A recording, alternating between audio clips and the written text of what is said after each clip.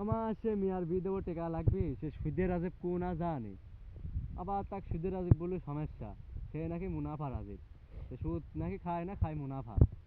কি আর বলবো, এখন মানুষ মানে ক্ষেত্রে আমার টেকার যখন দরকার, সে মুনাফা রাজীবে কি একটু খুঁজি, দেখি পুকুর কান্দি জমির পাশে তাক পায় নাকি।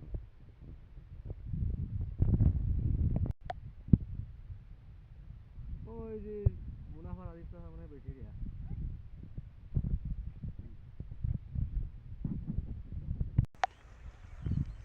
আসসালামু আলাইকুম বাবু। ওয়ালাইকুম আসসালাম। ভালোই আছো? দিনকাল ভালোই যাচ্ছে? হ্যাঁ ভালোই আছি। এই ব্যয়বহুল জায়গা শস্য খেত বিনি থুইছি, এই ভূত দেখতে চলে আসলাম। তা তুমি বাবু কি মনে করে আসলে আমার কাছে? বাবু আমি একটু বিপদ বেরিয়ে গেছি গো। বিপদে? হয় গো। কি বিপদ গো? এই যে আমার মিয়ার বিয়ে দেবো, সে কাছে কোনো কানা পড়ি টাকা পয়সা কিছুই নেই কো।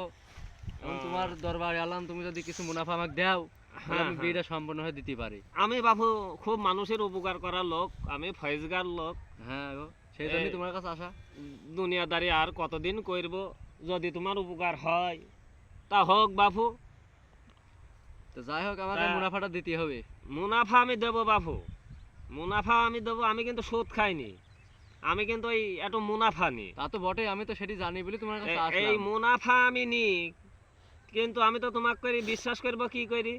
তোমার তো আর আমার মতন মুখে দাড়ি নি, আমার মতন লেবাস নি, মাথায় টুপি নি।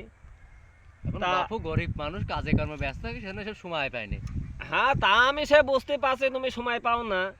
তা আমি তোমাকে বাবু টাকা কিন্তু আমি দেবো, টাকা দেবো, কিন্তু তোমার ওই বাড়ির ওই জমির ওই 1 বিঘিতে বাড়ির জমির দলিল, ওই দলিলটা আমার কাছে দিতে হবে।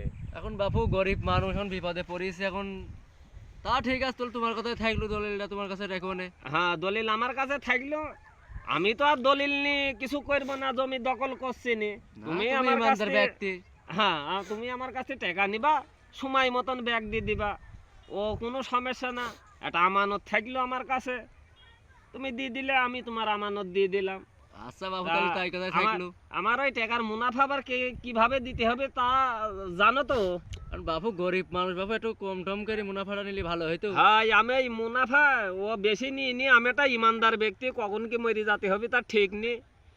আমি ওই মুনাফাটা নিয়ে হচ্ছে ওই 1200 টাকা করে।